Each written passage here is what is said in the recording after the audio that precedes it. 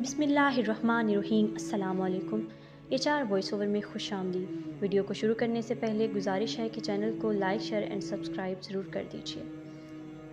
حضرت علی کی وصیت: میں تم دونوں کو خدا سے ڈرتے رہنے کی وصیت کرتا ہوں اور دنیا کی طرف مائل نہ ہونا، خواہ وہ تمہاری طرف مائل ہو، اور دنیا کی جو چیز تم سے روک لی جائے اس پر افسوس نہ کرنا، اور جو بھی کہنا حق کے لیے کہنا، اور جو کچھ کرنا ثواب کے لیے کرنا، اور ظالم کے دشمن اور مظلوم کے مددگار رہنا۔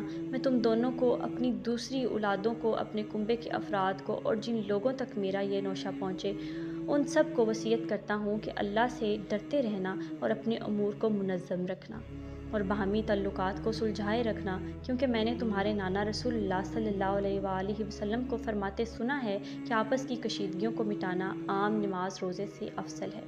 دیکھو، اپنے ہمسایوں کے بارے میں خدا سے ڈرتے رہنا، کیونکہ ان کے بارے میں تمہارے نبی صلی اللہ علیہ وآلہ وسلم برابر ہدایت کی ہے۔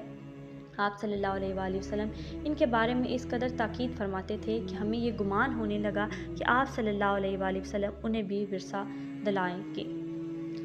اور قرآن کے بارے میں اللہ سے ڈرتے رہنا، کہیں ایسا نہ ہو کہ دوسرے اس پر عمل کرنے میں تم پر سبقت لے جائیں۔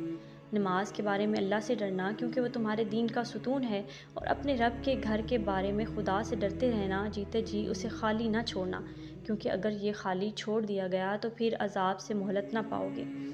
اپنے اعمال، جان اور زبان سے راہ خدا میں جہاد کے سلسلے میں خدا سے ڈرتے رہنا۔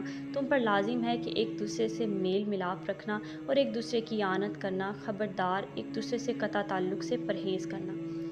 دیکھو، امر بالمعروف اور عن المنکر کو ترک نہ کرنا، ورنہ بد کردار تم پر مسلط ہو جائیں گے، اور پھر اگر تم دعا مانگو گے تو وہ قبول نہیں ہوگی۔